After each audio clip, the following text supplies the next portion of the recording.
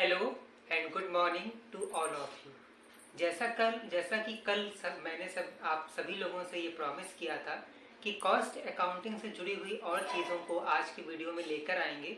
तो आज हम बात करते हैं कॉस्ट अकाउंटिंग के में क्लासिफिकेशन ऑफ कॉस्ट की, कॉस्ट अकाउंटिंग के मेथड्स की, कॉस्ट अकाउंटिंग के टेक्निक्स की और कॉस्ट अकाउंटिंग सिस्टम को इंस्टॉल करते वक्त या उसके इंस्टॉलेशन के वक्त किन किन बातों का ध्यान रखना चाहिए। तो सबसे पहली बात करते हैं कॉस्ट अकाउंटिंग में क्लासिफिकेशन ऑफ कॉस्ट की। तो in cost accounting there are basically 3 type of cost. Number 1 prime cost, number 2 factory cost and number 3 office cost. अब आइए दोस्तों जानते हैं ये तीनों कॉस्ट क्या है और ये कैसे कैलकुलेट होती है। Number 1 prime cost.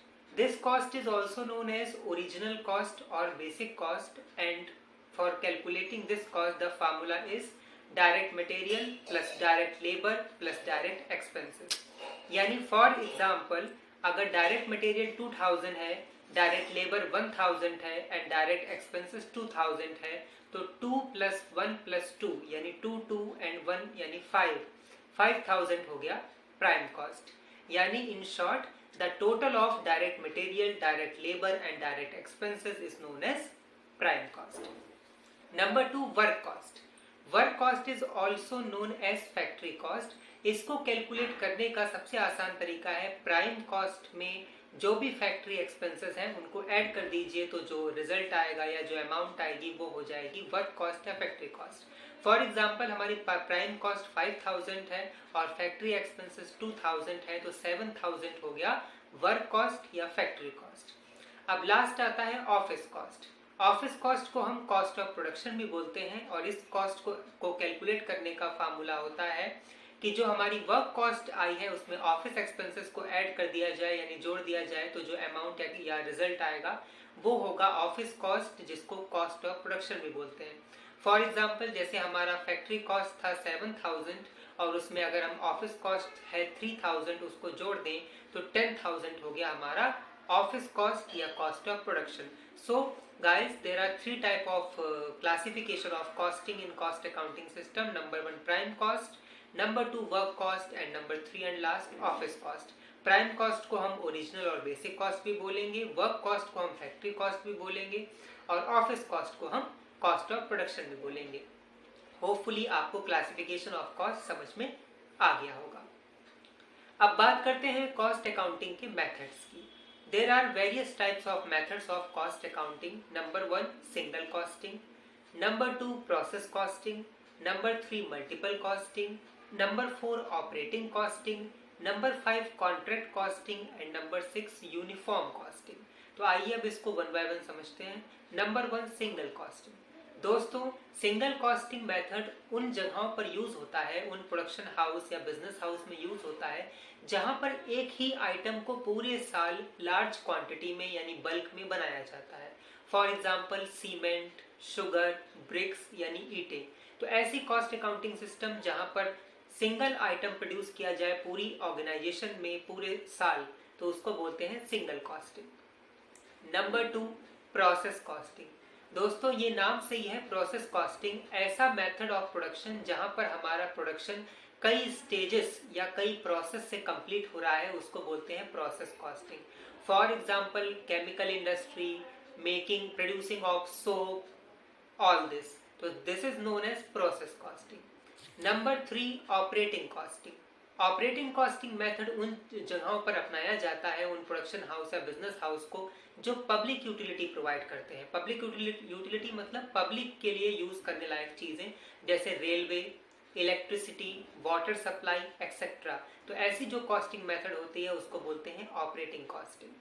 इसके अलावा एक और मेथड होता है कॉस्टिंग का जिसको बोलते हैं कॉन्ट्रैक्ट कॉस्टिंग, जैसे बिल्डर्स ऑफ बिल्डिंग, रोड्स और ब्रिजेस, इनको बोलते हैं contract costing. Next costing is uniform costing. Uniform costing is a method of costing in which many manufacturers engaged in the same type of industry and want to adopt one method of costing for getting the benefit of all experiences of everyone। यानी uniform costing वो costing हुआ जहां पर कई manufacturer आपस में engage यानी जुड़ जाते हैं और एक तरीके के कॉस्टिंग के मेथड को अडॉप्ट करते हैं ताकि उनको सभी एक्सपीरियंसेस से फायदा मिल सके। इसके अलावा लास्ट मेथड होता है कॉस्टिंग का, जिसको बोलते हैं हम मल्टीपल कॉस्टिंग। इसका मतलब ये होता है कि ऐसी कॉस्टिंग का सिस्टम, ये ऐसी कॉस्टिंग या ऐसा कॉस्ट सिस्टम अपनाया जाना या होना जहां पर छोटे छोटे आइटम प्रोड्यूस होते हैं और फिर उनको असेंबल यानी जोड़कर एक पार्टिकुलर कमोडिटी बना दी जाती है, जैसे साइकिल, मोटरसाइकिल, टेलीविजन एक्सेट्रा।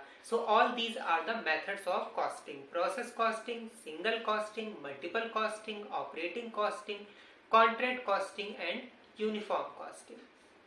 अब बात करते हैं कॉस्ट अकाउंटिंग के टेक्निक की। अक्सर टेक्निक और मेथड को एक ही मान लिया जाता है, लेकिन ऐसा बिल्कुल भी नहीं है, ये अलग है। टेक्निक्स ऑफ कॉस्ट अकाउंटिंग में आता है number 1 historical costing, number 2 standard costing, number 3 marginal costing and number 4 absorption costing. अब इनको समझते हैं one by one. Number 1 historical costing, ये नाम से ही है हिस्टोरिकल यानी पुराना, यानी ऐसी कॉस्टिंग जिसको ट्रेडिशनल कॉस्टिंग भी कहेंगे। और यहाँ पर कोई भी प्रोडक्शन होने से पहले हम ये एज्यूम या ये पता करके नहीं चलते थे कि इसमें कितना खर्चा आएगा। जब वो चीज़ पूरी बन के तैयार हो जाती थी, चीज़ का यहाँ मतलब है कोई कमोडिटी या सर्विस जब पूरी बनकर तैयार हो जाती थी, तब उसमें देखते थे कि कितना खर्चा आया। हम पहले से कोई कैलकुलेशन करके नहीं रखते थे। तो ऐसी जो टेक्निक होती है कॉस्ट अकाउंटिंग की, उसको हिस्टोरिकल या टेक्निक कॉस्टिंग कहते हैं।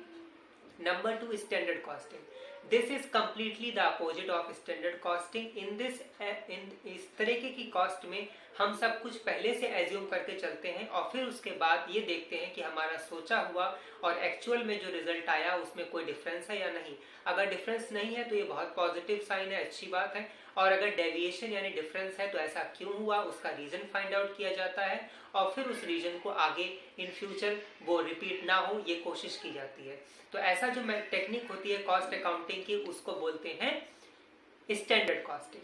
थर्ड होता है marginal costing. Marginal costing is simply the total of all variable cost. In this type of costing, only those expenses are included that are related to the production.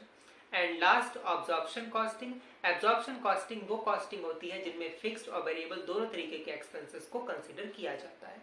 तो ये 4 तरीके की technique हुई cost accounting की: historical costing, standard costing, marginal costing and absorption costing। अब last में हम ये बात करते हैं कि अगर हम कॉस्ट अकाउंटिंग के सिस्टम को इंस्टॉल करने जा रहे हैं या इंस्टॉल करने का सोच रहे हैं तो किन किन बातों का ध्यान में रखें। तो नंबर 1 दोस्तों गाइस, ध्यान रखेंगे कि हमारे बिजनेस का नेचर और उसकी नीड क्या है। जैसा बिजनेस का नेचर और उसकी नीड यानी जरूरत होगी, वैसा कॉस्ट अकाउंटिंग सिस्टम इंस्टॉल करना चाहिए। नंबर 2, हमारा बिजनेस का स्केल कैसा है, यानी हमारा बिजनेस बड़ा है या छोटा है। अगर हमारा बिजनेस बड़ा है तो हमें डिटेल्ड कॉस्ट अकाउंटिंग सिस्टम अपनाना पड़ेगा या अपनाना चाहिए, और अगर बिजनेस छोटा है तो हम स्मॉल कॉस्ट अकाउंटिंग सिस्टम अपना सकते हैं। नंबर 3, हमें एक्सपीरियंस्ड और ट्रेंड कॉस्ट अकाउंटेंट चाहिए होंगे। नंबर 4, हमें रिकॉर्ड मेंटेन करना होगा कॉस्टिंग के सभी एलिमेंट्स का, यानी मटेरियल, लेबर और ओवरहेड। ओवरहेड को हम एक्सपेंस भी कहते हैं। इसके अलावा हमको रिकॉर्ड इस तरीके से बनाना चाहिए कि कभी भी हमको कॉम्परेटिव स्टडी करनी पड़ जाए, यानी तुलनात्मक अध्ययन करना पड़ जाए कॉस्ट का, प्रॉफिट का और सेल का, तो कॉस्ट, प्रॉफिट और सेल का तुलनात्मक अध्ययन यानी कॉम्परेटिव स्टडी पॉसिबल हो। इसके अलावा कॉस्ट अकाउंटिंग सिस्टम इंस्टॉल करते समय ये भी देखें कि कॉस्ट अकाउंटिंग सिस्टम फ्लेक्सिबल रहे, यानी उसमें जरूरत के अकॉर्डिंग आवश्यकता पड़ने पर चेंजेस किया जा सके। इसके अलावा कॉस्ट अकाउंटिंग सिस्टम इनएक्सपेंसिव हो, ये सबसे सबसे जरूरी बात है। होपफुली आपको कॉस्ट अकाउंटिंग का ये पार्ट 2 अच्छे से समझ में आया होगा। आगे हमसे ऐसे ही जुड़े रहिए, हमको ऐसे मोटिवेशन देते रहिए। सब्सक्राइब करिए, शेयर करिए। Bye bye.